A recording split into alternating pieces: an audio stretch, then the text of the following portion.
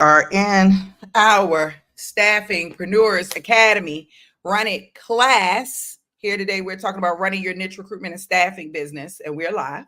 So I want to make sure you know that. One of the reasons that we're live today is because the email isn't working. And so my normal clients may not be able to get the reminder. So I'm putting it out live for anybody who is unable to access or did not remember or whatever the case may be. We are here live and we talk about running your staffing business. I will share my screen when needed. So if y'all need anything, let me know.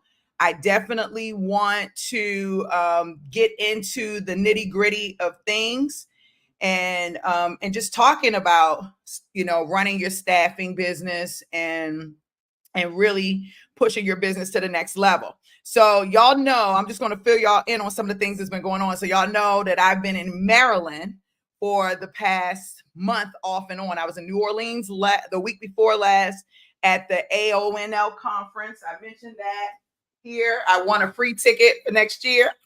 That's so exciting. And this is me and my client at the conference. That's where I wanted at. So that was pretty cool. So we were at the Nurse Leadership Conference the week before last, which was amazing. And we did a lot of great things.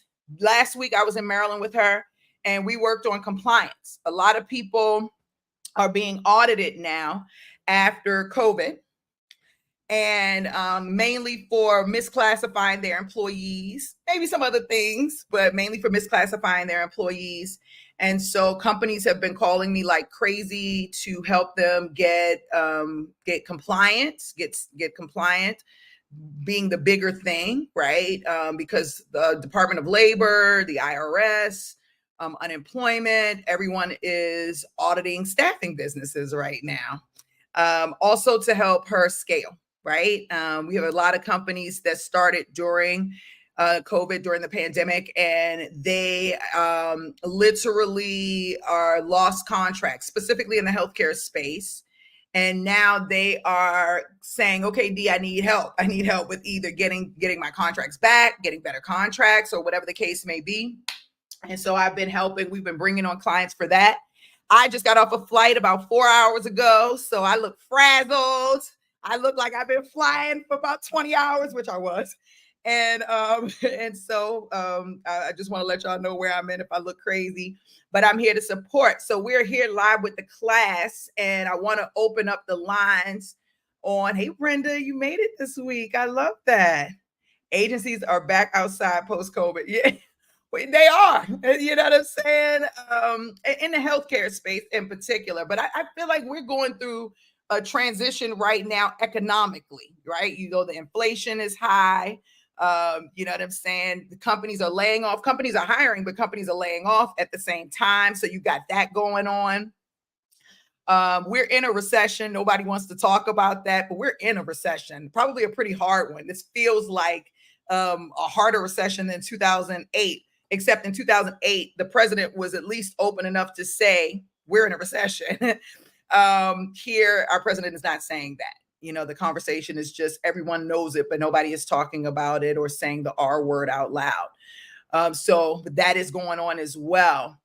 When I went to the conference, the AONL conference, did I say that right? I think I did. A lot of the conversation in the healthcare space was definitely around retention, training, agency, saving money and different things like that, and trying to figure out how to, these are things that all employers are thinking about, whether you're in the staffing agents, whether you own a staffing agency or not. Any employer today is looking at hiring, retaining, and training. Those are the three big things that they are looking for. If you're in the healthcare space, then I'm sure quality, patient care outcomes are also on the table, but it doesn't matter the industry that you're in. I would tell you right now, every employer is looking at recruiting people. How do I acquire people? How do I acquire them? One, how do I retain them once I've acquired them? Two, and how do I train them appropriately, reskill, upskill them, right? Upskill and reskill them once we get them on board and we get them trained.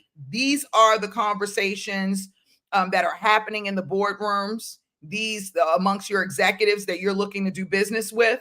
These are the things that your hiring managers are thinking about all day or talking about all day.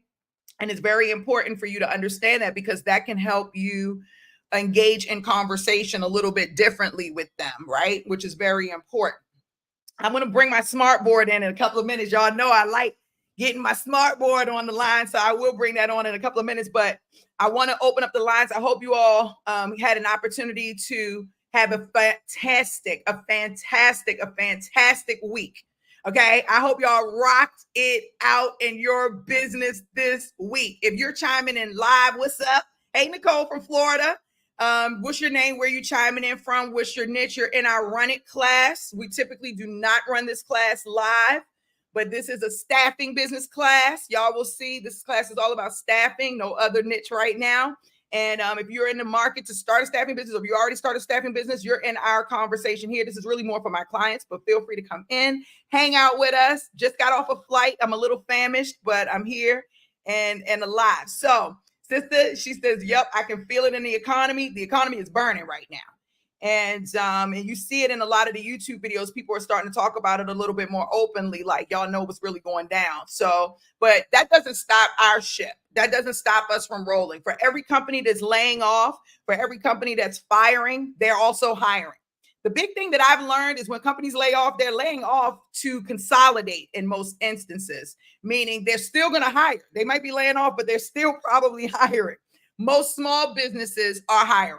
If not the large ones, the smaller ones are, because they don't have the manpower to execute the things that they need to execute. So the opportunity is still here. It's about us connecting with the employer in the right way and making sure that we're having the right conversations. So the lines are open. Anybody want to share where you are this week? How you feeling? What you done? Before you do that, I just got to remind y'all, the last couple of weeks, I've been talking about activity. I said it. I've been talking about activity. How much activity are you doing in your business? Okay. The business doesn't work if you're not being active in it. And when I say being active, I'm not talking about working on the business. I'm talking about working in the business in this particular instance, especially if you don't have a staff, right? If you're just doing this as a solo staffingpreneur, what type of activity are you doing? So let's talk about that before y'all let me know what's happening. Oh, Ebony, we about to get into it, girl. Hold on. Don't get me fired up. Listen, I need that energy today. Let's do it, Ebony. Okay. So let's talk about activity for a second. If you tell me, D, I made 10 calls this week, you are failing with a capital F. If you tell me that you made 50 calls this week, you are failing with a capital F.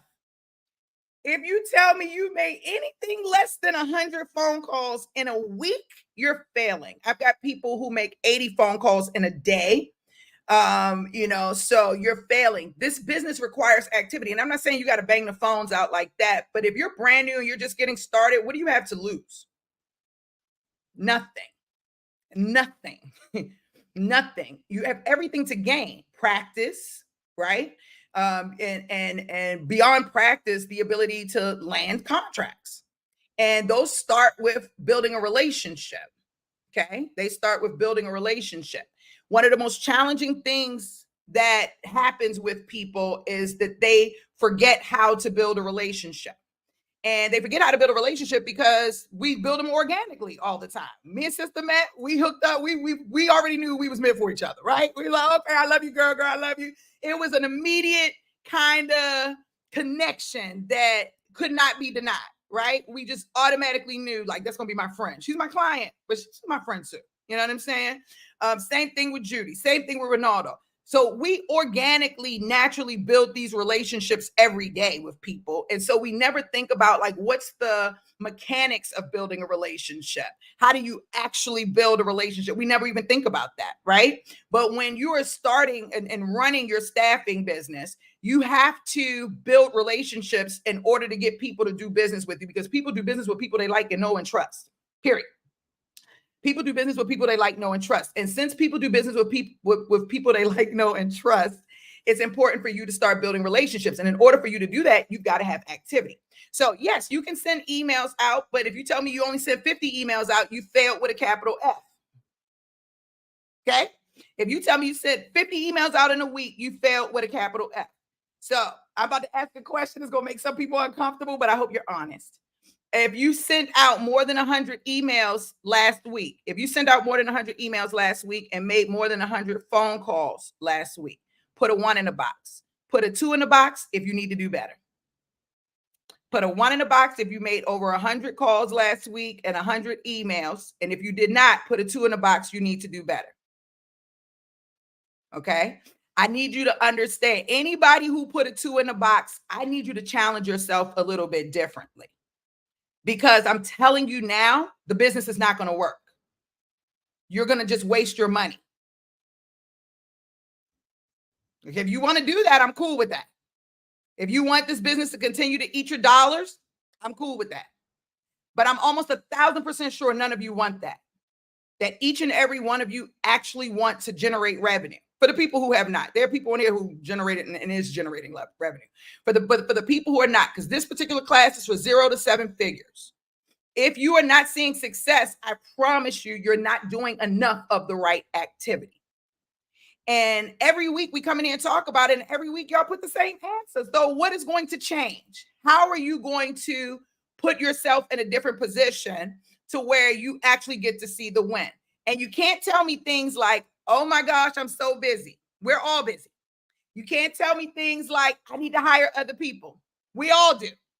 You in the beginning, especially if you're a solopreneur, you in the beginning are responsible for the growth of your business, not someone else. You can hire 50 salespeople, but you are responsible for training them. You're responsible for the outcome.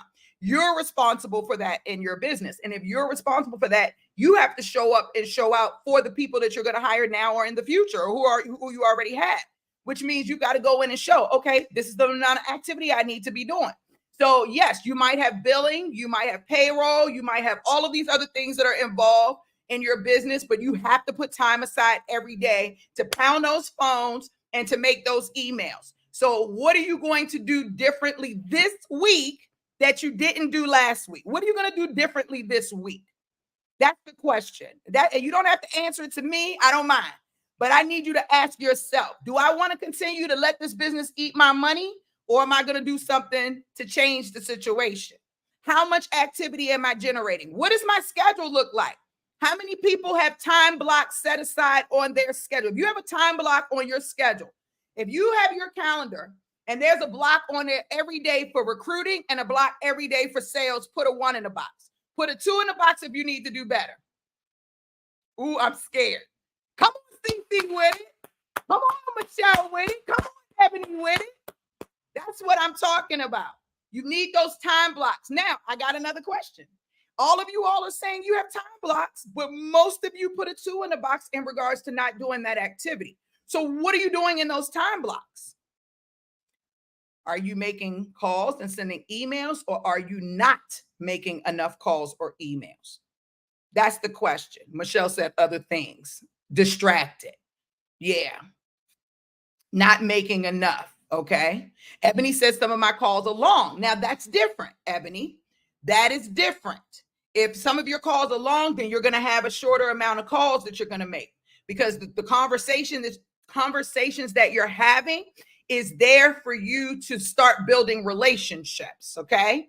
So like with my sales team, they're required to do a certain amount of calls a day. But if they have presentations, they're not going to make as many calls as I need them to make, right? Because they have presentations. Presentations are an hour long. So that's going to reduce it. Okay.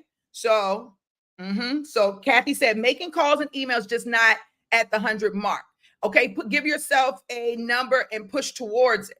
And the reason why I say like 80 to 100 calls, most of the calls you're going to get voicemail, or you're going to have to leave a message. That is where you see the volume of calls come in. Now, if you're dope, if you're like me, and you can catch just about everybody you talk to, because I do, and you can start those conversations, you're not going to have that many calls. You might have 30 calls, but out of those 30 calls, you should have 10, 15 conversations. Okay? Very, very important. Someone said not staying committed to the time block. I know that feeling. How many people had put something on their calendar and had every intention whatsoever to do exactly what you put on that calendar, but it didn't happen. That happens all the time, right? But I got to tell you something. Those time blocks, let me see what's the best way I can say it. If you had a baby and your baby was ill, I just want you to go with me for a minute here. Okay. Let's say you had a baby and your baby was ill and they needed medicine every day at a certain time. Okay. You put that time on your schedule. Put a 1 in the box if you would not follow that schedule. Put a 2 if you would follow the schedule. Put a 2 in the box if you would not. Your baby is sick and the doctor says you have to feed that baby every day. You have to give this baby medicine every day to live at this time. Would you feed that baby or give that baby that medicine every day? Everybody said a 1. Your business is your baby. And if your baby isn't generating at least $1 million, she's sick. And by you not committing to that time, you're adding more illness to your baby. And see, the thing is it's not an option. The time slot is not an option. It's not an option. It's a necessity. It's like, just like you have to shower every day. At least I hope you all are showering every day. Like you have to eat every day. I hope you all are eating every day. That time block you have to do. I have to show up to this class every week. 48 weeks out of the year. 50, 51, 52. That's right. I get 4 weeks off. 48 weeks out of the year, I got to show up to this class regardless. I don't feel good today. I'm exhausted today, but I still have to show up. It's a necessity. People are depending on me. People need me. What if I said during that time block, I ain't showing up? Somebody will be in their feelings. So your business is your baby. I've been telling y'all that for years. Your business is a real life baby. And if you have set time aside to give this business baby medicine, and you have ignored the medicine feed, and I got a lot of nurses on this call. Now, y'all know good and well that when the doctor say that person got to have the medicine at a certain time every day, you got to give the person the medicine. But if you're not sticking to your schedule, then you're hurting your business and essentially hurting you. So you've got to put the time block on your schedule and actually stick to it. You got to make yourself stick it. Okay, here I am. I'm shutting everything off. Don't talk to me. Don't call me. I don't care. The world could be blowing up. That's none of my business right now. This is my time to work on my business, right? To work in my business. So these hours are going to be specifically for me to go in and build relationships. If you're at the $0 mark and you're trying to get to the point of generating revenue, this is imperative, like imperative. This, though, is the most exciting time, too, because this is where you get to start having conversations and creating real relationships and really kicking your business off. Somebody said, I'm making calls and emails, just not at the 100 mark. Someone saying not committed to the time block. Somebody said not enough. Somebody said my calls are too long. Somebody said I'm distracted doing other things. So we've got a lot of different things. Brenda, if you've been not feeling well, that's totally different, right? But if you are healthy and active and feeling good, then it's imperative that activity is taking place. And I'm telling y'all, this is probably one of the number 2 reasons why the businesses don't work, is because you're not doing enough activity. I want you to do enough activity. If you're afraid to call more. You're afraid to get hung up on? Welcome that. Anything you're afraid of, welcome it into your life. Because once you see that it's not that bad, you won't even worry about that later on, and you'll be focused on the goal. Okay? So that's where I'm at with that. I don't know if y'all have any questions. Oh, man, I didn't even look at the notes online. Everybody is Sophia in New York. Hey, yes, Charlene said I need to work hard. Hey, Elle. Hey, Matt. What's a good power dollar that integrates well with Google Sheets? I have no clue what integrates. You got to look, it integrates with Google Sheets. I want you to look on Zapier. Zapier will help you with that. We use Alaware, but Zapier will help you with that. Okay. You want something that opens in there. Okay. Okay, yeah, we can do that in 1 second. But before we do that, Ebony, you want to talk to us about what you got going on? The first thing you said when you came in was, D, an employer called me about placing today. Just got off the phone with them. Talk to me about it. Tell me what's happening. Tell me. Hey D. So let me Hey. know if you guys can hear me. I'm in my car. Yes, we can hear you. Okay, great. So I had a call. Well, I put my link, my calendar, if you want to schedule like virtual coffee with me, Yes. intake, interviews, those type of things. So I thought it was a candidate. Mm-hmm. And he called, he was like, I'm an executive, da, da, da. I said, oh, okay, so this is going to be executive search. But then he started to talk more and tell about himself, and then he asked me to tell about myself. And he was like, yeah, I just been seeing your LinkedIn, you're booming on LinkedIn. And then he was like, and then after hearing your why and your story, I really want to talk to you about some jobs I'm going to have for cybersecurity positions and ServiceNow technician positions. And then he was like, as soon as I get one of the recs, I'm going to send it over to you, but I would love to talk again. I know you got to go on the meeting because I was telling him I was coming to this. And so I was like, yeah, I would love to. You're in Atlanta. I'm in Atlanta. Let's meet up. He was like, oh, okay. Well, I didn't even pay attention to where you were. That's great. You're in Atlanta. Let's meet up. Okay. So we're going to talk about the recs, and then I'm going to make sure I have my paperwork, to talk about whatever I need to for whenever they're ready to start the places. I love that. First of all, congratulations. And let me tell you why. You've done some really great things. You've done some things right? So you're putting your brand out there on LinkedIn. You're marketing yourself on LinkedIn. What have you been doing on LinkedIn? So I don't know. He was excited about it. What have you been doing on LinkedIn? So I have a schedule. So Mondays is motivational Mondays. I post motivational videos.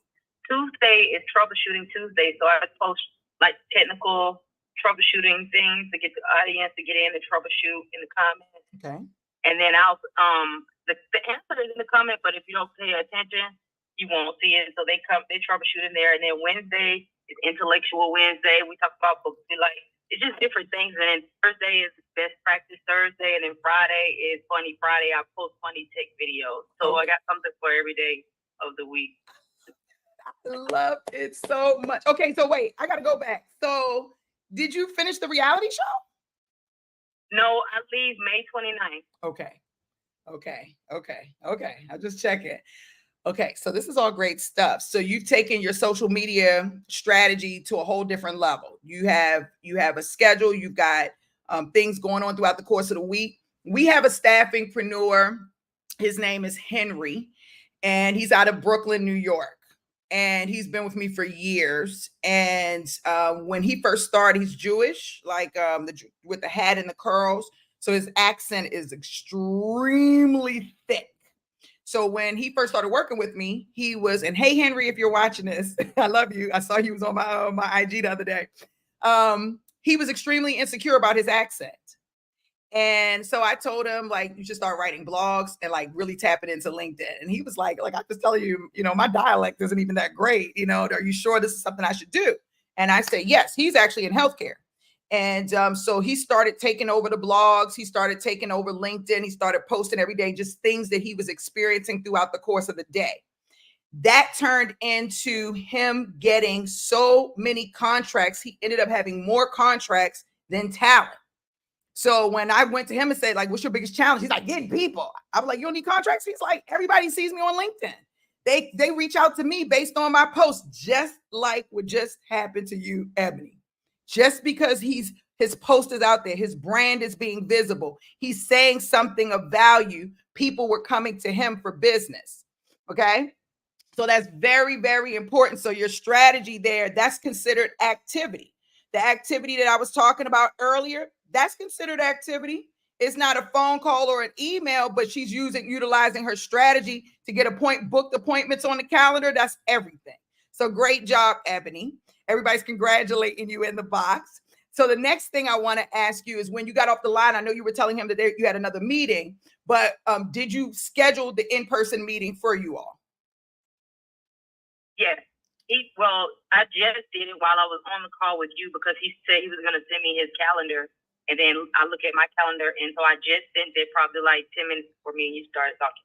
Yes, girl, you making me so happy. You making me a proud coach right now. Okay. I just And can't you do even good. lie. You do great. You just making me a proud coach right now. I love it. I love it. I love it. Okay. So you scheduled And your appointment. I'm so scared doing all this, but it's working. It's just nervy. You're nervous because you just want everything to go right. But I told myself this year, I'm doing everything uncomfortable, and like I have a real big phobia of elevators and everything. I've been getting in elevators, I've been doing it all to meet these people because it's going to work out. Yes. And it is working. What are you talking about? It's working. It is working. That's the first thing you said. It's working. It is. And it's going to continue to work. And I'm very thankful that you're taking the time to step out of your comfort zone, because nothing great happens in your comfort zone. Unfortunately, I know everybody wants to stay there because it feels so amazing, but nothing amazing happens in your comfort zone. It just doesn't. Yeah. Tell me. I also made this. So for the show, I can tell you this. We have different things that we have to do, and they let us prepare. So I know when we go up, one of the questions they're going to want to know how we do our acquisition, how we do our retention, how we do, our revenue, the different umbrellas of our revenue, and all these things. So I'm like, this really aligns with what Dee is already teaching us. And so I'm just putting what you say and watching some of your videos back to back, and just like letting it soak in and doing these exercises before I go to the show, because I'm going to win the show too. Oh, I know you about to win the show. It's no question about that. And with that being said, and then I'm going to go to your next question, your lines of business, you already know contract, contractor hire, direct hire, executive search. Those are your lines of business. Mm-hmm. Okay. I just want to make sure you know. I know you know that. I know you know that. I just want to make sure, because I want you to win too. And I know you're going to win. So I'm excited about that. Okay. So then you asked me another question. So first, congratulations. I'm very excited for you. You know what I'm saying? And that's what this is about. I'm going to come and answer your second question. I want to see what Michelle said here, because I think it's in lines of what you said. Michelle said, I did make a phone call. I'm giving you the look, Michelle. And through it did not end with a meeting yet. The conversation flowed very well. I applied the principles taught and exactly what to say. Book by Phil Jones. Really good book for those of us who are nervous on calls. LOL. Good job. And that's amazing. So Michelle, when you started your phone call, how did it go? If you're okay. Hey, Michelle. Hey. So initially I was pretty nervous because naturally I want to say the word staffing. Yes. But I'm saying not to say that word. Yes. So I just kind of referred back to some of the principles and just kind of, lightened myself, told myself to calm down, and it flowed more like a conversation than like a sales pitch. Okay. So I was asking her, what challenges she had on her unit and how would she feel, and what does she know. So certain things I said she kind of resonated with, and even though it didn't end with the meeting, she welcomed me calling again to check back in to see how things were going. So, okay, but what were you calling about? So I was calling to do market research to see if they utilize staffing agencies. Okay. But I didn't want to directly ask, hey, do you guys use staffing agencies? Okay. So I have another question. Do you not have something else of value to talk about? To me, that's not the best market research. Okay. And that's why you didn't get a booked appointment. Like that's not really great market research, right? Because what's your niche though? Labor and delivery nurses. Yeah, especially for healthcare. Okay. What value are you bringing to the conversation? What value are you bringing to the conversation? Value, VALUE. I'm cool with market research, but it has to be market research that's important to the employer, because then you could have booked an appointment to have the next conversation. Do you follow where I'm going with this? Yes. Tell me what you hear. Basically it has to be, so I definitely understand what you're saying. because I got that same vibe after the conversation. Like, I didn't really have anything to say or know what to say. So moving forward, my value would be what contributions they're making towards maternal morbidity and mortality, and how I might be able to assist in a solution that feeds that. Okay, I like where you're going. Is this your theme? Is this around your theme? Yeah, so which I got from last week's class is my theme. So my thought process is, okay, maternal morbidity and mortality is an issue amongst the United States, especially in my state where I'm doing my staffing agency. Mm-hmm. So my theme could just be, you know, what challenges are associated with maternal morbidity and mortality on their unit. And then, you know, staffing could be a solution, whereas if you have the right personnel at the bedside, that could help in, you know, decreasing that, as opposed to just, you know, asking indirectly if they need staff. Right. And I don't want you to even tell them that that's the solution, because you don't build a relationship by trying to get the booty, even after you acknowledge that she wants the booty.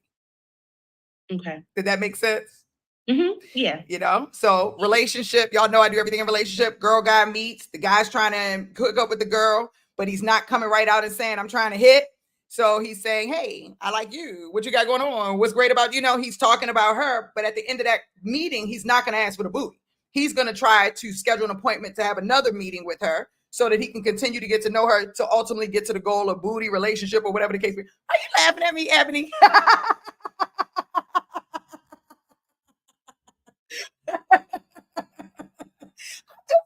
And I mean, that is probably the easiest way for people to kind of relate the two together. I think it makes sense, right? Yeah, definitely. But it's true. So even though, yes, we're going for the solution of staffing, that's not how we're going to go in the door. And I love the conversation that you're coming in the door with, but there's something missing. So you're asking them, what are their challenges around this? Great. You're 100% on point with that part. But what are you doing about those things? I'm gonna be honest with you, D. I don't know yet. Okay. I'm not sure yet. Okay. I think I'm still refining my approach with the conversations, but you know, it was just a good practice experiment for me. Well, let's talk about it, because that's why you're here. Okay. That is what you have invested in. Okay. So this does go back to the theme. And I like where you started out with the market research. Why don't you create some type of survey or some type of report around this? Because now you are of value. So now when you're talking, hey, I'm calling in to do I'm doing market research on everything you just said, something about labor delivery, something about mortality rates. I don't know it all. I'm not a nurse, but I kind of got the gist of it. And you say, hey, we're doing market research. We're creating our annual report or our quarterly report or a report or whatever it is. And I'm reaching out to you to get to ask a couple of questions about how you all are handling such and such and such. Now, this is a valuable conversation.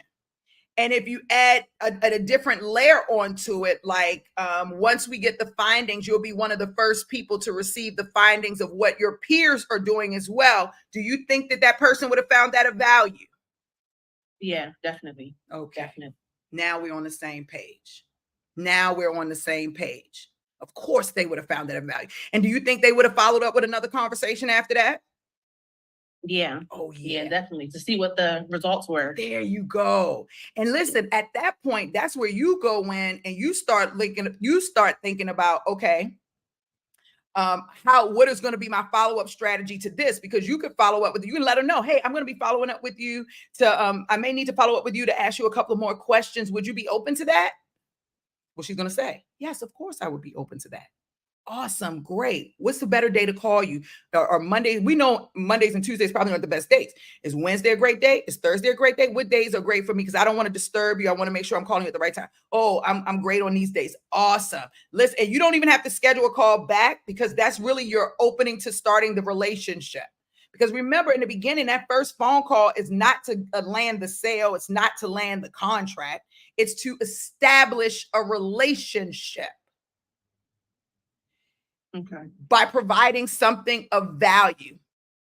Okay. So when you're doing market research, when you have your theme, I think I should log into the matrix so we can just go, oh, snap. Oh, snap. So we can just go back over that a little bit more. Let me turn my baby back on. There she is. All right. All right. Perfect. All right. And if we started unexpectedly, you can restore your previous acts. Okay, great. So let's go in. I'm going to log into Zoom. Let's just see. Okay, perfect.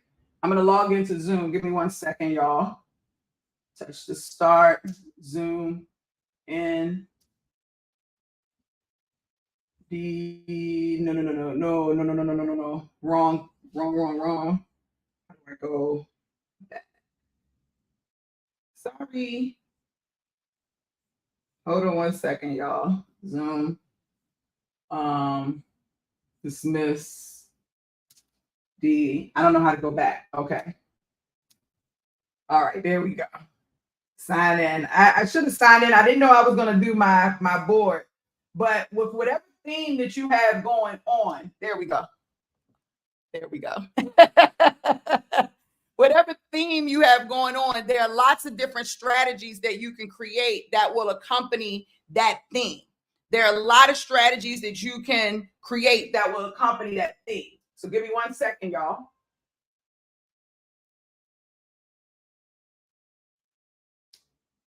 Okay.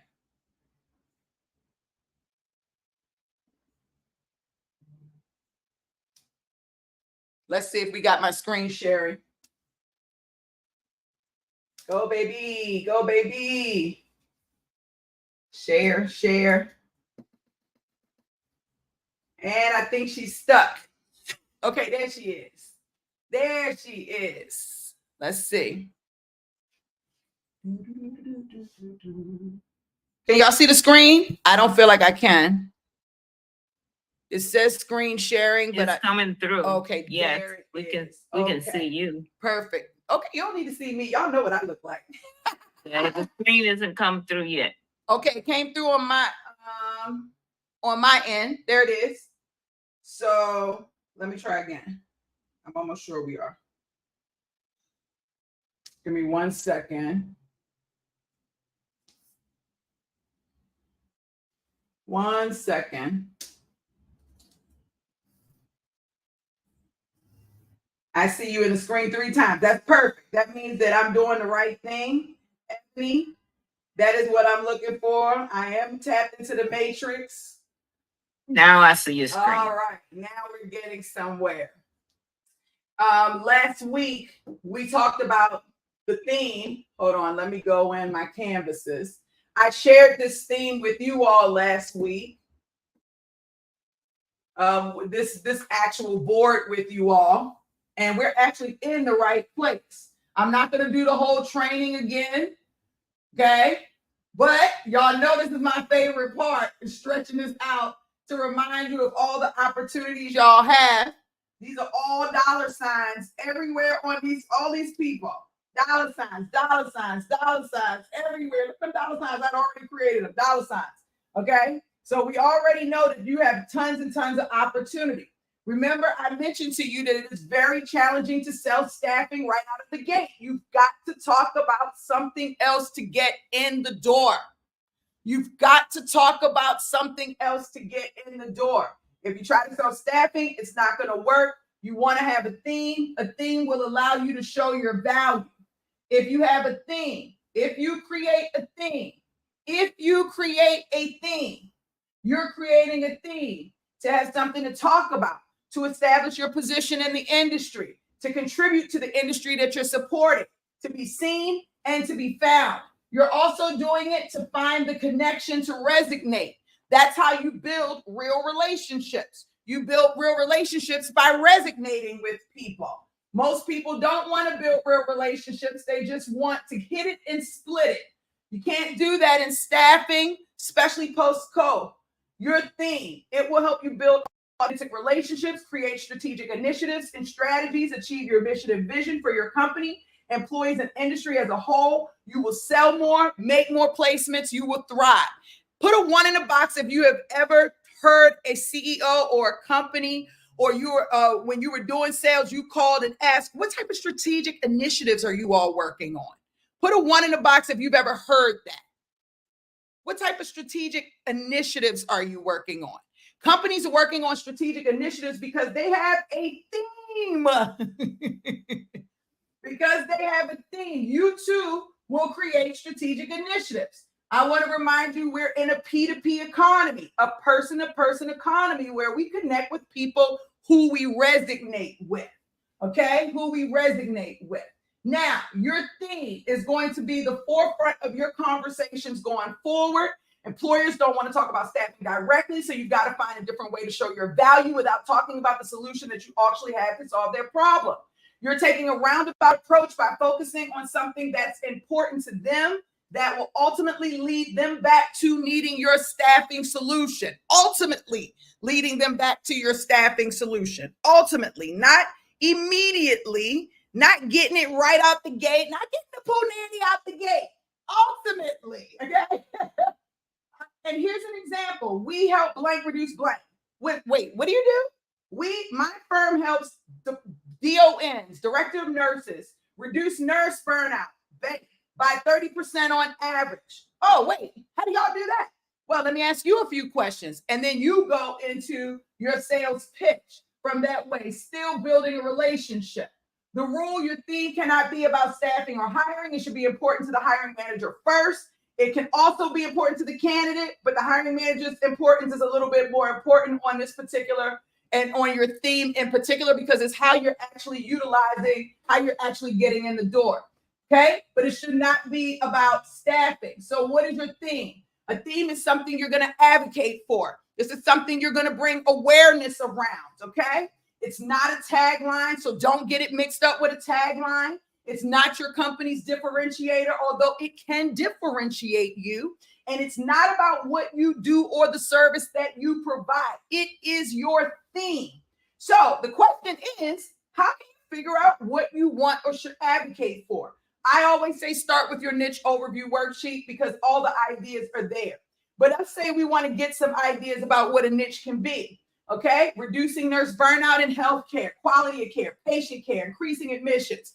Reducing inefficiencies can be any industry whatsoever. Scheduling, safety, compliance, budget management, reporting, retention, professional development, cybersecurity, emerging technology, saving money, saving time, quality. It can be based on a specific goal. It can be based on a specific mission. It can be based on a specific charity. Whatever that is, you've got to figure out what your theme is going to be. I love her theme. Her theme, Michelle's theme, was great. So you're going to choose your theme. And when you choose your theme, I want you to think of your theme in this way. Once you choose your theme, in this particular example, we chose nurse burnout. You should be thinking all things nurse burnout related to the industry that you're supporting.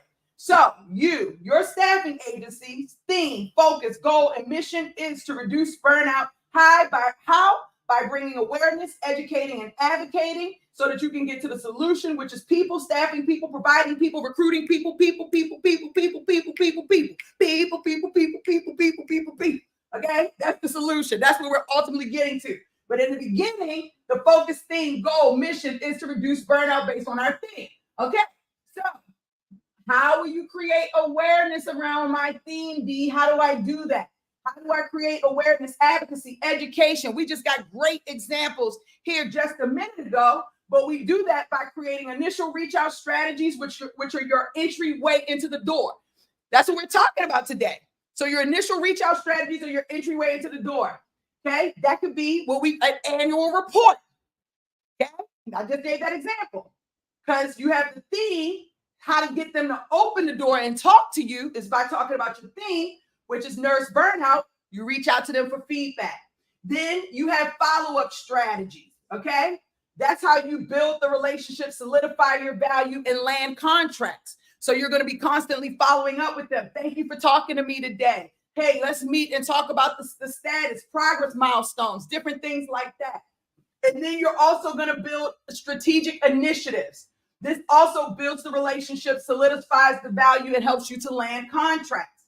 So you might have an annual nurse burnout event where you have awards and research findings with an S, not with a G, not singular, but plural. Okay, research findings, okay? This creates value in the form of digital assets, physical assets, research, and other very strategic initiatives to create awareness around your theme. So I use the example of an annual report, Ebony, because you said, Michelle, because you said you were working on the labor and delivery, mortality rate, what have you. To me, not just understanding the challenges around that, but being able to gather or collect that information on behalf of the industry, on behalf of your clients, the potential clients, is a game changer. It's a game changer. Every employer wants to know what their colleagues are doing. That's why they show up to events. That's why we went to AONL. And people got up there, talked about what they did and how they were successful at doing it. Other leaders are going there to see what's going on there so that they can implement it in their business. So when you create things like an annual report or some type of research finding, and you let them know, as we do this research, you're going to be one of the first people to get access to the findings, that is value. That is value. Okay. And that's just industry research. It could be anything. It could be an event that you're creating. Okay. It could be a partnership that you're creating. But I listed some things here. I listed a quiz, an annual report, a checklist, an ebook, a book, training, webinars, podcasts, conference events, networking events, annual events, auction. How many people here can do an auction? I can't give y'all my secret stuff. I got secret stuff. I got stuff on this list I ain't even listed. That's for my one-on-one clients. Those are for my big clients. But because I get excited. But these are some of the things. A magazine. I've got a young lady, Io Thomas. She does a magazine, not in staffing, but she has a magazine. Shout out to Io, love you. Influencers Association. You can create your own association. If your industry has association, your industry can have 50 different associations. You can say, okay, I'm creating a labor and delivery association for mortality rates and such. A part of this association, we're going to do research. We're going to have an annual event. We're going to have speakers. We're going to have live webinars to talk about different things like that. That's going to be my thing. And as I'm doing this, I'm going to be reaching out to employers, asking if they'll be a part of it. Maybe you're doing a podcast on it. So now you've got an annual event. You've got a podcast. You're going to have webinars and trainings. You know what I'm saying? You'll have an annual report. And now you've created something of value. Hello, why am I getting so excited? You are creating something of value that the employer would actually talk to you about, that's passionate, that they're passionate about too. And that is the starting point, because once you start having those conversations, right? VERSATIONS. Once you start having those conversations, that's when things change. That's when you start to build the relationship. And when you start to build the relationship, no is not an option. How many times do you have friends and they tell you no? Your friends telling you no like that, they're trying to hook up with you to figure out how they can be supportive of you because they value the relationship that you all have. This is the starting point, the entryway into the door. I want you to take this, figure out what your strategy is going to be. Figure out how you are going to contribute to the industry and utilize some of these things here to define that. Okay? And then you go in and you start creating your stuff. And then just remember, it's got to make sense to your niche market and the people that you're looking to connect with. And you got to be able to tie it back to the roles you're going to fill eventually. When you talk about your advocacy, it must tie back to the fact that your services are the solution to whatever that advocacy is, even though you're not discussing that initially. It's got to be important to the hiring manager. These are going to be your talking points for you when you're talking to clients in particular, but also with candidates. Okay. But we are not selling staffing right now. You do not want to sell staffing. Now, how will you deliver it or get it in front of the employers in the conversation? You're going to pick up the phone, pick up the phone, pick up the phone, pick up the phone, pick up the phone, pick up the phone, pick up the phone. That's right. You're going to send direct emails, pick up the phone. You're going to make email marketing campaigns about it. You're going to have LinkedIn messages going out about it. You might make cold site visits and talk to people. Hey, this is what we got going on. Maybe you're going to mail postcards. I don't know what your strategy is going to be at the end of the day, but whatever your strategy is going to be, it's going to be important that you start utilizing that strategy immediately, because those will help bring your conversations together. Okay, so you might come out and say, okay, D, I'm going to deliver market research as my strategic initiative on reducing nurse burnout. As an initial research strategy, I'm going to make phone calls, do email marketing. I'm going to create a results review board. So when I reach out to the hiring managers, I'm going to let them know, hey, we're doing this research and we definitely want your feedback and your input on this research. However, we also have a results review board and we would love for you to be a part of that. Would you be open to being a part of this initiative? Now, that's another way you're building a relationship potentially. Then you have a quarterly results meeting. You can invite people to that quarterly results meeting. So there are a lot of different things that you can do to help really bring your thing to life. Now, Michelle, tell me what you think about that.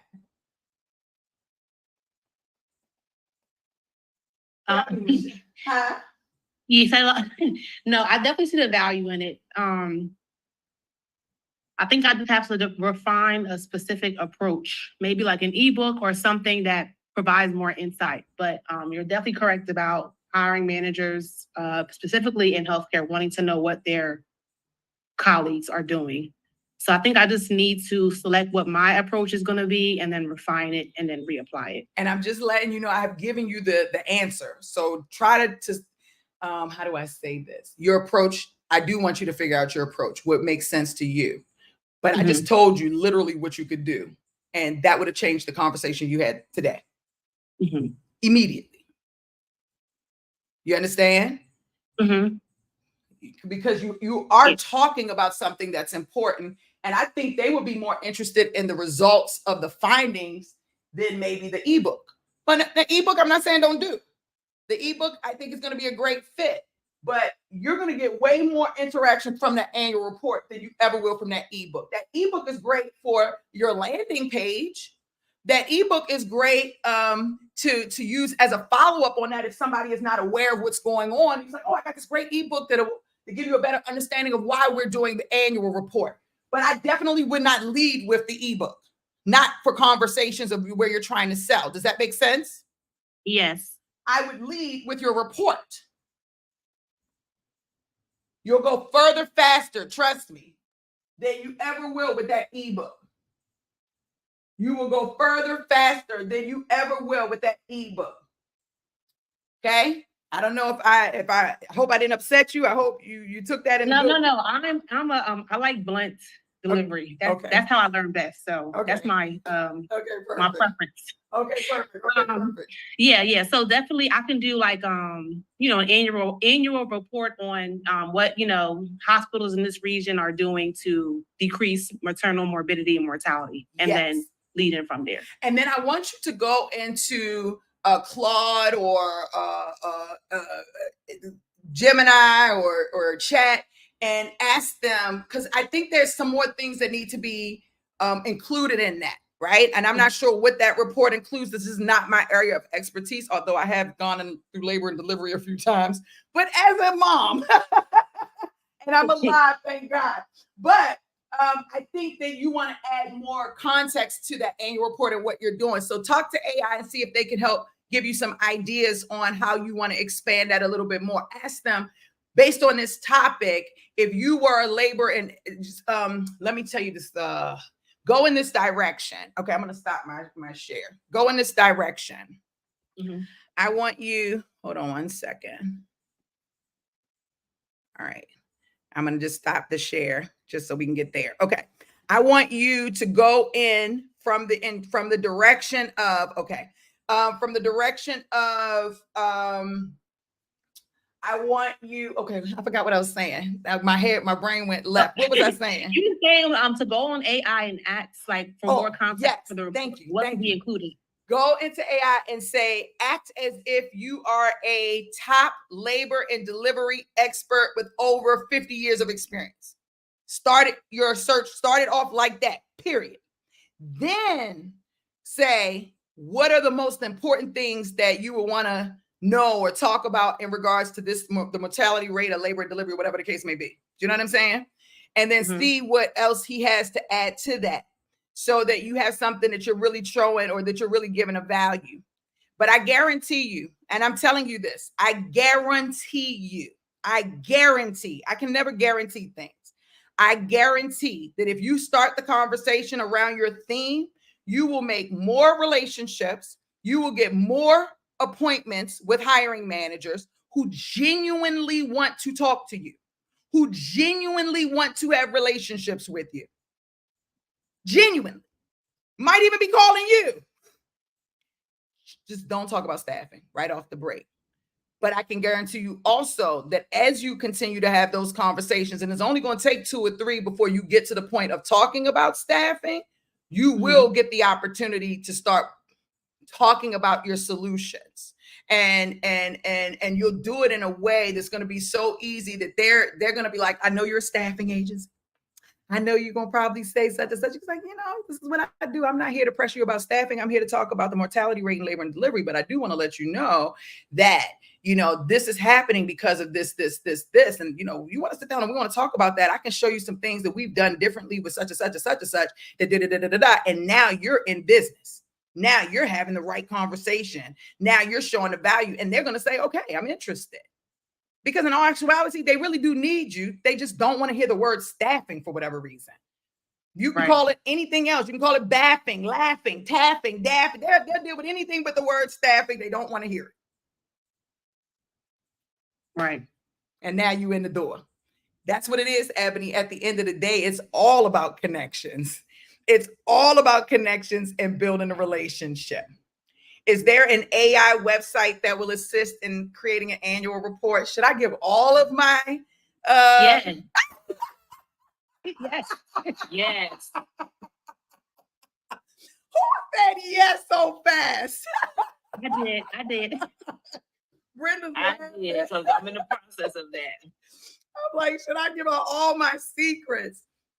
I would say, of course, chat could definitely help you out. But if I was actually to build an annual report, I would. How do I say this? One, I would probably use Perplexity for kind of data, right? To help with data. But I would use Claude 3. It can do it, it can do it with no problems. So I would use Perplexity and Claude. That would be my tech stack for the annual report. And the annual report is really a research report. So you're really just asking questions. You're just giving it context and you're asking questions, or you're putting questions in. But I want you to not end it at an annual report. The more that you flush out the idea of the annual report, the more valuable it would be, which is why I went and showed you, and I went and pointed to the 5 different things you could do. You have an annual report, that's great. That's layer 1. But if you show the employer that you all bring more to the table, that's a lot better, right? So that's why I said don't be afraid to create your own association. Don't be afraid to create your own association. Don't be afraid to create your own conference. Don't be afraid to create your own annual event. Don't be afraid to step out of your comfort zone. I don't care if you don't have any money right now. It doesn't cost a dime to create an event with a date, without a location. Just a starting point for people to know this is where it's going to be at and this is where we're going to go. You can talk about it, because as you talk about it, it'll start to come to life. Just create the idea. Create the idea and talk about it. And then watch it come to life. Do you know what I'm saying? Because it'll come to life. Don't worry about the finances and everything just yet. Focus on exactly what you're going to do.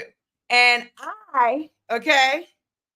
Michelle said, I know the annual report is about to be amazing because I ain't ever even heard of Claude. Ebony said, D, you are if value was a person. Thank you. I hope I am valuable.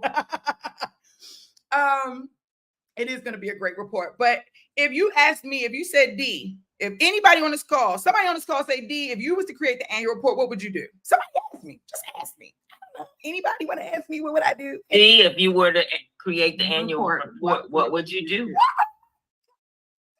Thanks so much for asking that. So my annual report, I don't know what it would be on in particular per se, but whatever my topic is, my annual report would be the forefront of whatever it is that I'm creating on the end. I know factually I would have an event. That's hands down. I would have one event for the year. Okay. I don't know what it's going to be called. I save that for my top clients. I love y'all. But all my great ideas, them big ones that you want me to create, that's for them. But I'll create this big event or an event, because it doesn't have to be big initially. But I know that at the end of the year, I'm going to have this event. This annual report will be tied to this event, period. Okay. My annual report probably wouldn't be annual. Mine would probably be quarterly. I would probably like to have a quarterly report so that I can lead up to the annual event, because in my mind, I want everybody at that event. Everything that I'm doing right now is to lead to that event. So my quarterly annual report would be one of my strategic initiatives to focus on what I'm trying to accomplish towards the annual event.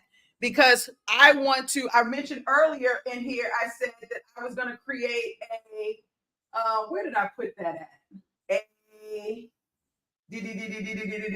What did I do? Where did I put that? I would create an event. Hold on. I got to go back in and see where my brain is. Oh, okay. A results review board. I would do that. If I'm doing an annual report, then I want a results review board, because now I can ask the client for two things during a conversation to build a relationship, or that's two separate phone calls. So my first phone call is, hey, we're doing we have a quarterly research project that we do, and I want to get some feedback on labor and delivery, mortality rates, da da da da da. Do you mind if I call you with the results? Da da da da da da da. Okay, great, awesome. My next call, my next follow up would be, I really appreciate you participating, and I was wondering, would you be interested in being a part of the results board? Wait, what's a results board? Well, every quarter we do this annual event, but we like to have people who are actually in the industry to actually help us review the results and to make sure that the results are credible and to make sure that everybody's being honest and ethical, and it's being done by a review board. Would you be interested in being part of the review board? That's my second reach out. Yes, D, I would love to be a part of that. Okay, awesome. If they say no, I'll say, great. Do you know somebody who you think would be a great fit? Okay, because now they're giving me a referral. All right, so now that's my thing. And in order to have a results review board, I got to have what? A quarterly results meeting. That gives me another opportunity to follow up with them, to ask them, are they going to be a part of the meeting that's coming up? So now I got hiring managers around me that are coming to my quarterly results meeting because they're on the review board. Then I got other hiring managers that are connected with me that are taking the actual survey. They're on my email list, and I'm following up with them on a weekly basis. We're 30% completed. These are just one of the responses we got back. Woo! We're 40% completed. This is just one of the responses we got back. Woo! Okay, all of those things. Okay, so I would have that going on. Now, in addition, because I know I'm having an event, I'm not even going to lie, I know I'm going to have an awards ceremony. So I would probably reach out and ask them, or my third or fourth reach out, hey, we're having an awards ceremony at the event later this year. We're trying to figure out what we should call the various awards, and was wondering if you would be open to helping us pick out award names. Like, you see what I'm doing? Does anybody see what I'm doing? Call out what I'm doing. What's happening? Does anybody know? Building relationships. Building trust. Yes. And Ebony said it right. And You're expertise. including them in it. Yeah. You're including them in it. Do you think we're going to keep? Oh, thank you, Michelle. Another one, creating a reason to continue to follow up and creating a reason for them to continue to follow back up with you. That's right. Getting them involved. And I'm doing it with ease. They're answering my calls because I'm talking about something that's important to them. And in the process of that, that's like if you go and you get on the board, you might go sit on somebody's board. You ain't going in there to talk about your staffing agency per se, but when the opportunity arises, you're going to talk about it. But in these conversations that I'm talking to them about the results review board, you better believe staffing is going to come up. And if I'm strategic enough, one thing in that mortality survey is going to be about staffing. You know what I'm saying? One thing is going to be about retention. One thing is going to be about, training, and then everything else around the mortality or what have you. And that way, when we start getting to those questions, we can start asking, so what type of challenges are y'all experiencing? How are y'all dealing with that? How are you handling that? Okay, and then it's gonna come back to D. Well, can you help us? Or you're gonna say, you know what? I got somebody right now that could probably take care of that right now. Would you be open to that? Because people do business with people they like and know. People do business with people they like and know and trust. It's not about them not wanting to work with an agency. It's about them trusting the agency that they're working with. It's about them trusting the people in the agency that they are working with. Can you really do what you say you're going to do? Are you going to do it ethically? Are you going to do it with quality? Yeah. Okay. I'm fired up. That's all I say about that. I'm super fired up. All right. Anything else around this topic before I go to the next question? I'm way fired up. I'm way fired up. I'm going to get. Okay. Whittling said, D, the other day, me and my partner went on to a couple of nursing homes. We had a theme ready, nurse burnout. We presented ourselves, says my company is doing research study. They still didn't want to talk to us. Some of them say they're not allowed to answer our question. Did you go about it the right way?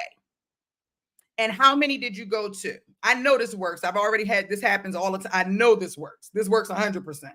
Okay. And you don't have to physically go there to do that. You can just pick up the phone or you can call them. I just gave y'all an example of a different way going in the door. So is this Whittling's husband?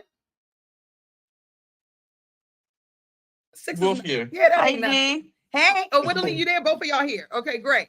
So walk me through the entire situation from the time you walked in. First, you didn't go to the ones you already went to before, correct? No, we Okay. went to different ones. Okay, so tell me about your And- experience. And when I went in there, we got in and then Did y'all we, go in there together? yeah, we have another partner, Nate. We went together Mhm. and we asked we stay at the desk and then they're asking us who we are, what are we doing, and things Don't like go that. We together. say, Don't go together. Why would you go? Why do you go together? oh, because we just go together, just Why? to support. It feels like sales. Okay. Feels like you're selling something. Okay. Don't go in there together. You go to one, your partner goes to another one. Okay, keep going. Okay. I'm gonna break it down. Keep Yeah. going. And then when that actually the DON, she was at the front with the administrator. Mhm. Then we asked him, we said, this is what we hear. We're doing a survey and a study about this thing and what's going on. And then we Let's just go need to back. have Wait. a couple- Let's step back because I have to visually see everything that happened. So you walk in the door together. When you walk in, the DON and the administrator are standing right there to be in the front. There were actually the administrator's door was right there in the front. Okay. And then the DON heard me talking to the at the desk to the and then she heard me say that she was outside the door. She went into the Go back. administrator's Wait. You're room. moving too fast. You're moving too fast. So you did not talk to the DON administrator initially. You talked to a front desk person. Is that what I'm hearing? Yes. Okay. Yes. You can't skip things now. I gotta be able to know what's going on. Okay, tell me about the conversation you had with the front desk person. What was the conversation? Actually, I said, well, my name is so and so, and I'm here representing just Enhance. We are doing a annually report, a Wait, survey. Stop. So you're talking to the receptionist or the front desk person, and you say, "Hi, my name is Whittling, and I'm here from my staffing agency." And No, I don't say staffing. I know you don't say staffing, but I'm just saying your company. Okay. Okay, you're here from Right. your company. And what was the next thing you said? And I said, I'm here just for a survey. Just for a survey. Just to asking questions. Just to ask questions. To talk to the DON. And then she heard me say something like, I don't know, but for some reason she was there. She got into the administrator's room. And then she said, well, she's coming out if you want to take a seat. So we take a seat, and then she still see us not passing by and leave. She closed the door. Mhm. And then we stay there. And then when she finally got out, she trying to avoid us. But the receptionist said, hey, so-and-so is here to see you about something. They're doing a research or something. She said, oh, hi, where you from? I said, I'm from this, company and things like that. I don't mention, staffing. She said, I'm here about a survey. We're doing an annually survey on healthcare, things like that. This is our topic. We just want to ask you a few questions, just less than 2 minutes. Is that okay? And things like that. She said, no. We're not able to answering survey or anything like that. We have our own team inside that do things like that. We are a big corporation. We don't do things like that. And what did you say? I said just a few minutes. I just need a few minutes of your time just to ask you just 2 questions. We are gathering, we are just information into this topic and things that I will just like your input on that. But she's still refusing. Mm-hmm.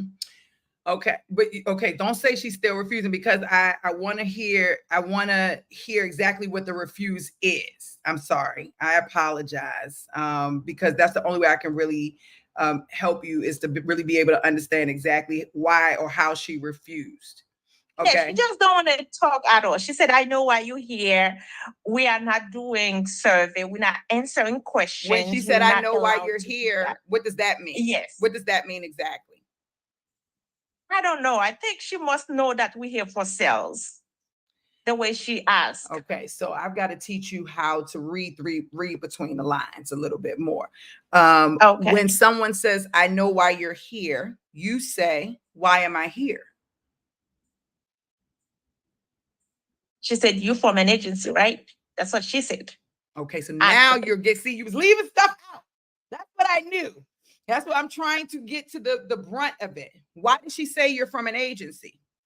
I don't know. Maybe just she just see us. That's what she think on her head. You know what I mean? If you from an agency, right? Did you know who the person's name was when you went in? Did you ask for the person directly? I asked at the front desk. I asked the receptionist who is the DON, what's her name, and things like that. Why you didn't know who the DON before you went in? Why you didn't know who it was before you went in? Because did you do your research? Because sometimes did you do your research? I did research on that particular nursing home, but sometimes they change DON like all the time. Who cares? So when you go and you figure out who the DON is, you go in and ask for that DON. It doesn't matter, because that lets them know you've done your research and you know what's going on. Okay. Mm-hmm. Okay, so that's the first thing. The second thing is her saying, I know you're an agency. You said something. Yeah. You said something. Said no, I said, I'm here. She said, when she just finally wanted to talk to us, she cannot avoiding us, all the way. And she said, my name is Woodland and things like that. This is my partner, Nate. We are here. We are doing a survey on this topic from, to so and so and so. And then she said, you are here from an agency, right? She would never know that. And how would she know that? I don't know. So, okay, keep going. And what did you say? You said yes? I said, no, I'm not here particularly about, staffing or selling or anything. We're just here about, doing this survey on healthcare and things like that. This is our topic. And we just want some input from you. What do you think about this question? What do you think about that? Is that affecting? Is that going on? She just don't want to answer either way. Mm-hmm. And that's okay. Everybody's not going to be a winner per se. Yeah. But I do feel like there's some other things that I would do. Can I ask you a question? Is it possible for you to record your next one? I didn't ask her that. I'm talking about you. Like, can you record the conversation just so that I can hear it? Okay. I already knew it's because the two of them walked in together. That feels very salesish.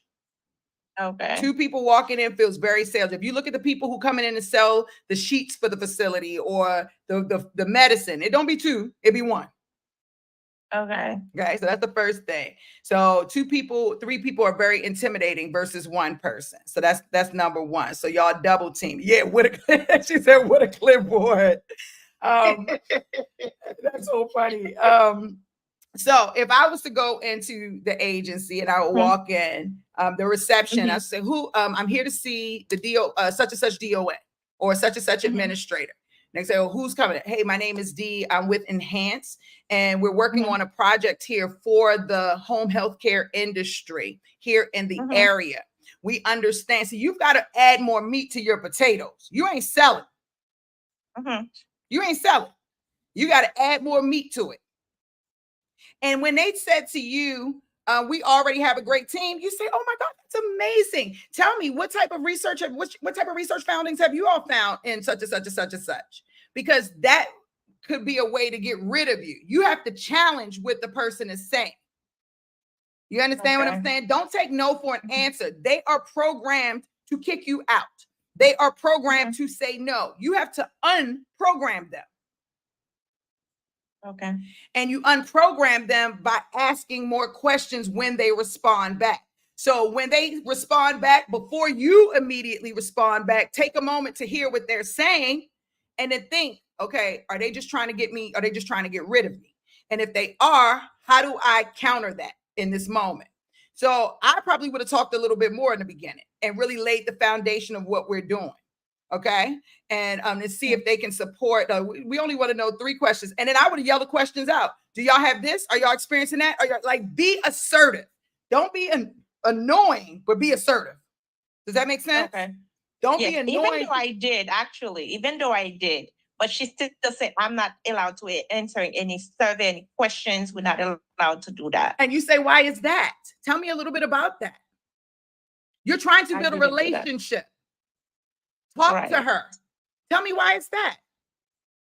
What type of repercussions would that create? Okay. Okay. There's one more thing I got to tell you. You ready for this? You ready for this? Yes. Okay. Yes. Hey, Kay. It's good to see you, Kay. The next thing I'm going to tell you is that it takes 12 to 24 times for somebody to decide they want to do business with you. It's only round 1. Right.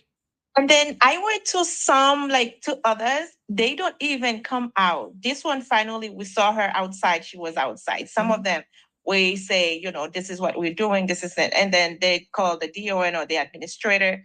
After that, they say, well, we are in a business right now. We're on a meeting call right now. Would you like to leave something or a sheet or something like that? Say, great, here's a copy of our survey. I'm going to reach back out in a couple of days to see if you had an opportunity to look it over. Hopefully you've got your questions in a great sheet, stretched out, whatever. Let them know, can I get her business card? I'm going to send a follow-up. When you follow up, ask a question. Okay, they give us a business card too, like for the DON and things like that. But we didn't do all that. Okay, yeah, do like that. Bring a copy. Yeah, you got to. Okay. So let me ask a different question. So how are you collecting the information? We're just gonna like a notebook and you look like a sales lady. While we are talking together. And so you look like a sales lady. Okay, next time we'll go better with a different approach, and hopefully.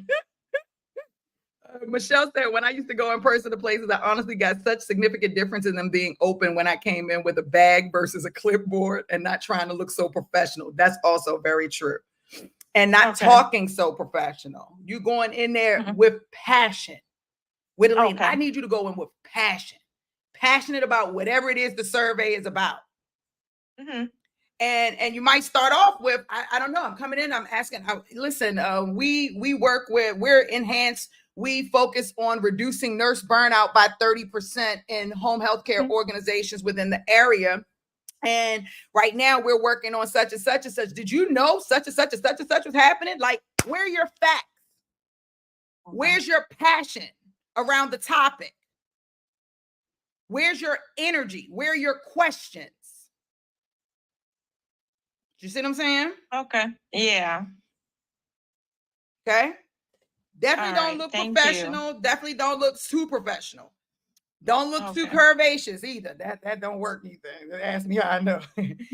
just try to look pretty normal. You coming in not like the census people, but like the census people in a way. You know what I'm saying? You're gonna take it easy, and that's just one approach. There are millions of approaches. Like I gave y'all the example of creating the annual event and dropping the award off to the DON. Hey, we just want to let you know you've been pre-selected as one of the people that we're honoring this year at our event. We came to drop off the mini award. You'll get your official one at the event. We just wanted to drop it off and say thanks for all the great work you're doing. They're not going to walk away from you then, you think? I don't think so. The idea is for you to figure out how you can connect with them. I'm throwing ideas out. I gave you a list, but you got to connect with them, and you're doing right. I'm not a door-to-door person. They kick me out, right? Because I be going in and they say no soliciting and different things like that. I'm more of a phone girl, email type of girl, and in-person event type of girl. But I know a few things gets people to move. Research, events, awards, those things get people to move. And that's essentially what you want to do. You did good. Okay. Sister said, great Thank job, you. Whittling. You did the thing. Never mind me, my laughing. You're reminding me of when I would go to talk to businesses. Now I know why they came hard at me in the beginning. Not to mention I was in an Army recruiting uniform. So she's saying the same thing. I went in there, I knocked on the door. They looked at me like I was crazy. You know what I'm saying? And you did great. And you did do great. You did do amazing. And I love the fact that everybody in the community is giving you so much great feedback. You know, so have your questions ready. Be passionate, Whittling. I'm talking passionate. You feel this energy I be giving you on a daily basis? Like, show it to them. Because this is practice for you. Show it to them. You're passionate about it. Did you know that 40% of home health care facilities are dealing with nurse burnout? Nurses are being abused at a massive rate. I don't know if you know that. Did you know that? No, I'm just saying that. I didn't know the nurses were being abused. When I went to the AONL, they had this whole big thing of not just nurses being abused, but also they commit suicide. Like, I didn't know these things. Like, I was so surprised. Okay. But those are things that you get passionate about. Did you know 40% of nurses are committing suicide today because they're burnt out? Have you all experienced any suicidal, you know, has that, like, you start asking them questions like that? You think they're not going to answer those questions? Mm-hmm. Keep trying. Keep going. Keep doing. Keep going. Thank you. 12 to 24 times for somebody to decide that they want to do business with you or more. So now that you've gone in, you got the cards, follow up. You got to have something. You have something, you got half of it. But have your questions ready. You definitely want to be able to leave something with them about it. Whatever you're leaving, I would start off with a nice fat statistic, something that's going to blow their minds away. Did you know that? Right? And then kind of go from there. How does that feel? Great. Thank you. I love it. I love it. Y'all show her some love. It takes a lot of heart to go knock on those doors in person. Show her some love. And one thing too. Yes. That lady, that DON, she act crazy. It's very intimidating. I know it is. I know it is. I said, wow, what did I do wrong? No, you're looking at it the wrong way. Thick skin. 12 to 24 times. Think about how, let's go back. I don't know if you and your husband had like an arranged marriage or how this thing went, but I'm sure he could not get that punani day one. I'm sure you was turning, what? You know how many women reject the man before they actually even start conversing with them? I work a lot. Oh, with Elaine. He said, I worked hard to get my wife. Yes. Of course he worked hard to get, she probably was like, oh, you know what I'm saying? It's okay that they're irritated or who cares? That's round one. Dust that off your shoulders. Round one. Let's get round two. Let's go. That's where you at. What's up with round two? What's up with round three? What's up with round four? 12 to 24 times, round one is just it. Now, I know that she's intimidating.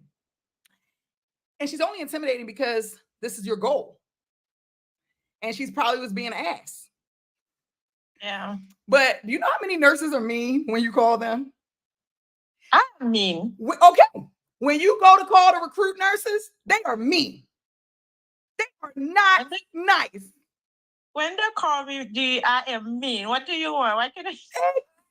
Oh my God, now you getting it back. Oh, it don't feel good. But my point is, you already know how the industry is.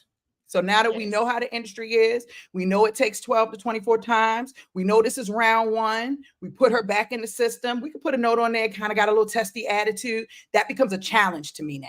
Oh, you got an attitude with me? Oh, great. I'm about to break that thing right on down. You know what I would do next with her? Send her some cookies. Edible arrangement. Okay. Thank you for taking the time to speak with me. I think it's amazing your team has that on top of things. I would love for us to have a conversation about some of the findings that you all have found. Right. You kill people with kindness, with love, with understanding, with patience. Do you know what I'm saying? Yes. Yeah, you did amazing. I'm so proud of you. I am very proud of you.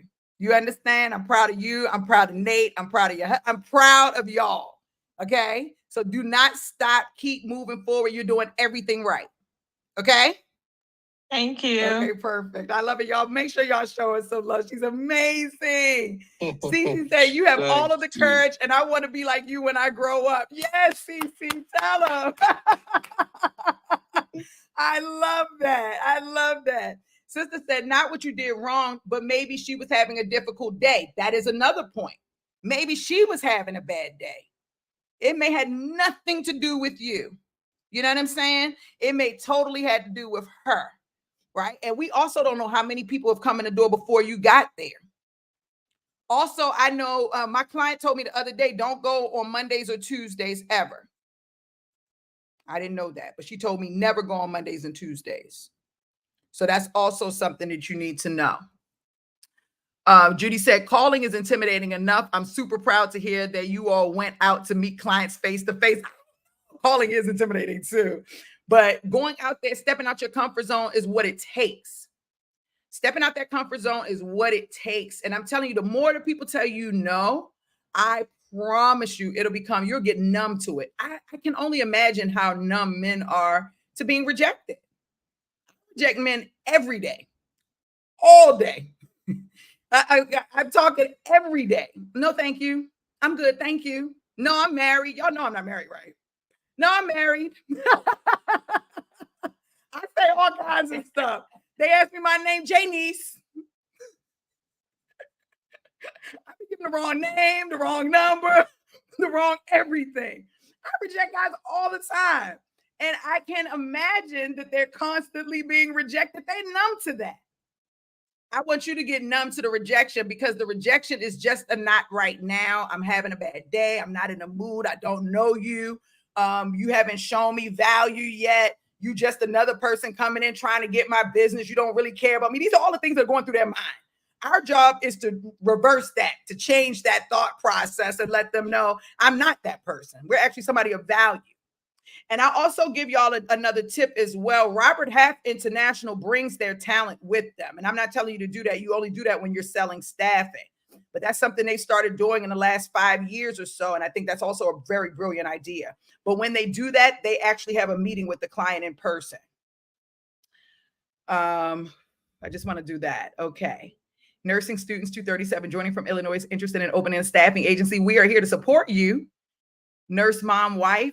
Nursina from Cali. Yay! It's good to see you here.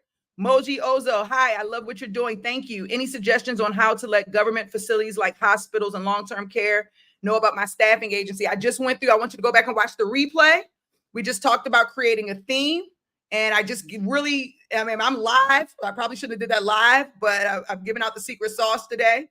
So I would encourage you to go back and watch the replay. And then once you watch the replay, come back in and come into the Run It class. I would tell you to come in and join the Run It class. You know, if you're just starting, come and join the academy. If you're already up and running and you need support, come and join the Run It class. Very, very important. You can, I'm going to stop the share screen right here because we're about to close out this class. But what I'll do is I will add our phone number. for you to reach out and call us, and one of our executives will get back to you and have a conversation with you about that. You can also book an appointment online if you come to staffingpreneursacademy.com. One of our enrollment advisors, will connect with you and assist you. We have a whole page that says schedule a call. And you can go in and schedule a call, get on the calendar, and we'll have a whole conversation with you based on where you are and help you get to the place that you want and need to be. We are definitely here to support. This is our Run It class. We do this class every Monday faithfully for the past 10 years almost. And this class is for people who have launched their staffing agency that are generating $0 to 7 figures to $1 million. Okay.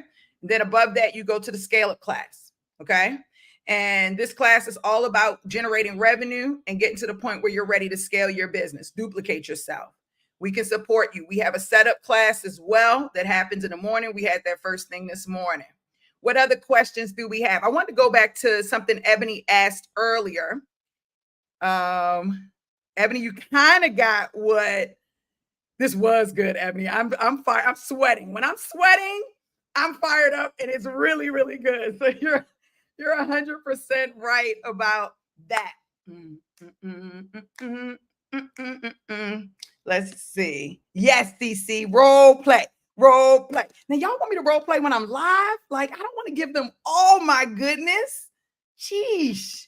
Y'all are really killing me today. CC said, nope. She said, nope. I had to pay. Everybody else got to pay too. Ebony, next week we will role play.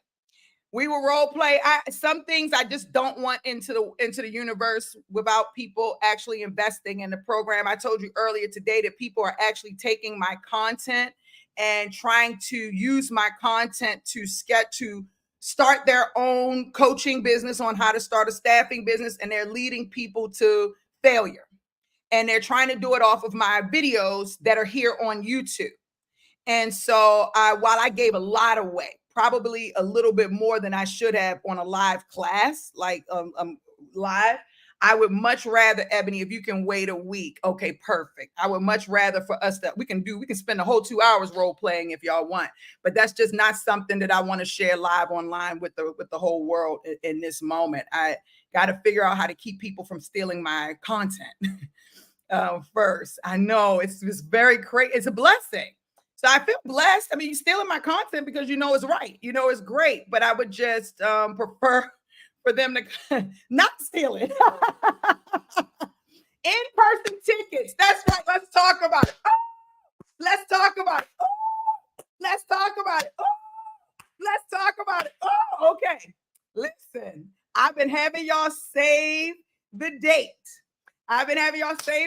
Y'all know I was traveling last week. We are putting the tickets up live this week. That's right. We're going to be live, and we are going in. I'm so fired up. We're starting in Washington, D.C. Okay. Who's in D.C.? Who in that DMV area? Okay, Northern Virginia house. We're starting with DC. Then we're leaving DC and we're headed to where? Dallas, Texas. Let's go, Dallas. All right. Why am I having so much fun today? All right. You're suffering a pre-case of jet lag. You already know. No sleep. I'm delirious over in this joint, right? Once we leave Dallas, Texas, we're going to finish off here in LA. LA is going to be our biggest event, okay? Because we are doing a hiking event in LA. We have a dinner planned in LA. I'm trying to get a dinner planned in Dallas. I have a restaurant that I work with across the country. Everybody knows my favorite restaurant is Ocean Prime. So we're partnering with them to do our dinner. They do have an Ocean Prime in DC. They have one here in Beverly Hills. I've already talked to DC. They're in. Beverly Hills is in. So now we've got to get with Texas. So we have that going on. We have a hike going on in LA. So I've got a lot of stuff planned. I've been working my booty off over here planning, but the tickets will go live this week, probably by the end of Friday, Saturday this week. The tickets will go live. The dates have already been put out there. I don't have them in front of me and in my hand, but I'll go back and send an email out to everybody and let y'all know what the dates are. I want y'all to be there. We will have an early bird price. Catch the early bird price. The ticket prices are going to go up after the early bird, and that's because I have a lot of things planned, okay, for each location. I have guests coming. I'm purchasing things for you all. So these tickets aren't just for your body to be there. They're associated with things so that you have access to everything involved. The early bird ticket prices will be for a very short period of time. The early bird prices will be $9.97, and it's only going to be early bird for about 3 weeks. So y'all have a very little bit of time before those prices go up, okay? So I'm just keeping it real with you right now. You got to take advantage of the early bird prices, okay? I do not believe that I am streaming live for this particular event. You have to physically show up. The event will be recorded. You will have access to the recording. If you come to the DC event, then you can come to the Dallas and the LA event at no additional charge. The ticket is yours, okay? As long as you pay for your own, your own transportation. But if you buy your ticket in DC, then you can come to the other 2 locations free of charge, okay? As long as you're there, you just have to let us know so that we can make, put your spot in for everything like that. Also, anybody who's ever been to any of my events, y'all know that I give you homework assignments right before you come. So when you register, I'm sorry, my nose is running. Give me 1 second.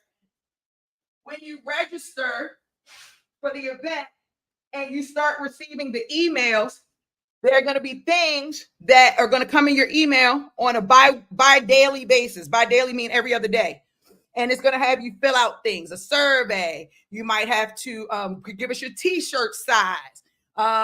We have things that are planning. So just be on the lookout for your emails. Make sure that you're checking them. Make sure you're staying on top of things. I think one of them, for one of the locations, we're doing a personality assessment for one of the projects that we're doing while we're there together. You need to have AI accounts. We're going to be doing AI. You need to bring your laptop. We are hands-on. Okay? Lots of hands-on. Bring your phones. Hopefully you got your ATS. We will be role-playing, making real calls. So this is going to be a very interactive event. I am so excited. I haven't been on the road in 2 years. 2 years I have not been on the road.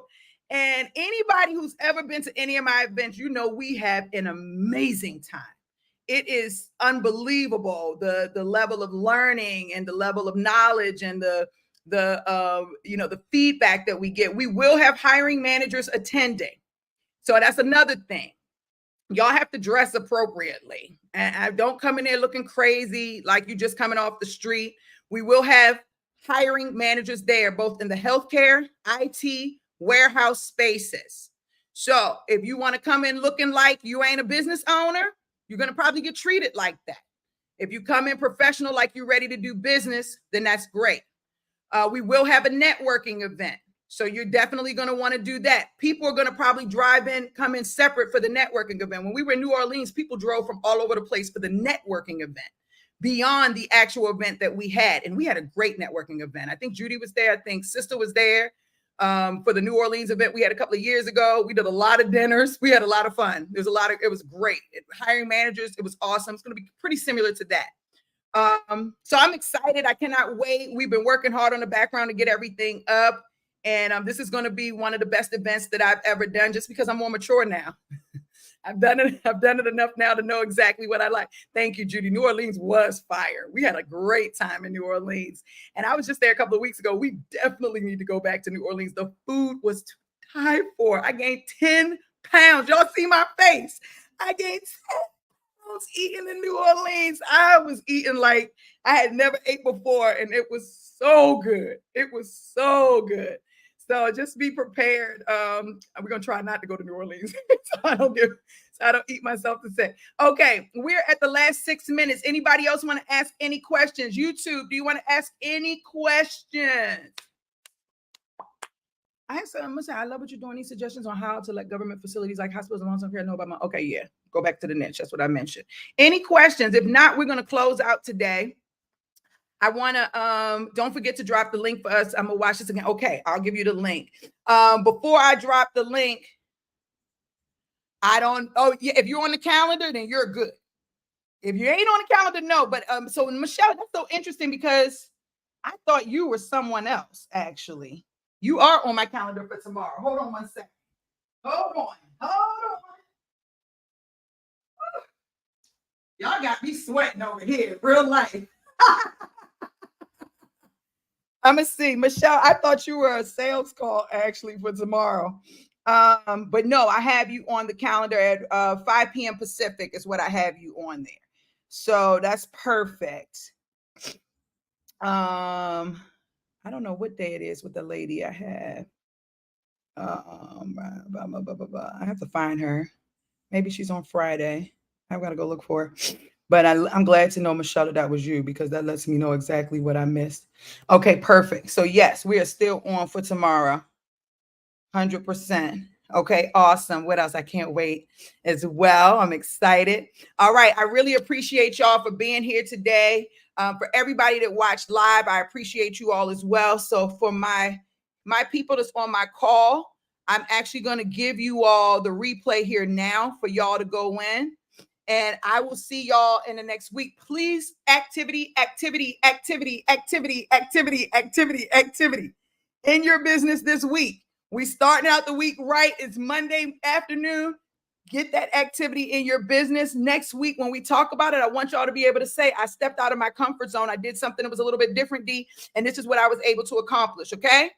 I love y'all. Y'all have an amazing week. Thank you so much for supporting me. I really appreciate y'all. And thank you so much for loving on your own businesses and supporting yourself. I see y'all next week. I love y'all. Bye. Thank you. Love y'all. Bye. Okay, so everybody's gone on my other class. Y'all are still live. I just want to say really quickly to everyone, thank you so much for joining our live class. If you're my current clients, I'm sorry that our email wasn't working this morning to send a reminder out, which is why I went live. If you're just watching in, I just got off a flight. I'm famished. I told you that, so I'm not looking at my best today, but I hope you enjoyed today's class. If you did, please put a thumbs up, a heart to let the algorithm know that you genuinely enjoyed the information that you got. Please share this video. If you're on YouTube, subscribe to my channel.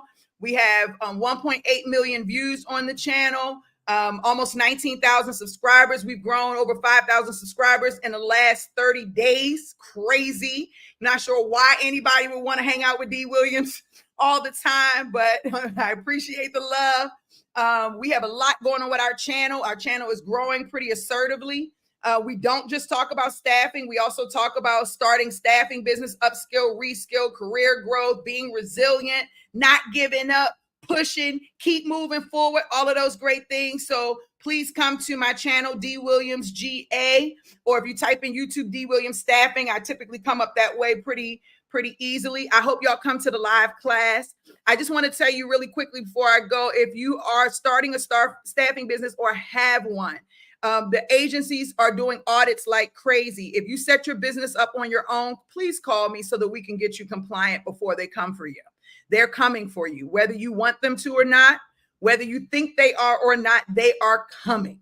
Okay. So, do me a favor, reach out to us. Let us support you from that perspective. If you're not getting clients, reach out. Let us help you. We genuinely want to. This is what we do. Please do not take coaching from someone who has not made money in the business, who has and who started coaching prior to COVID. If they started coaching during or after, run. If they did it before COVID and were successful, then you may have a great coach up under your belt.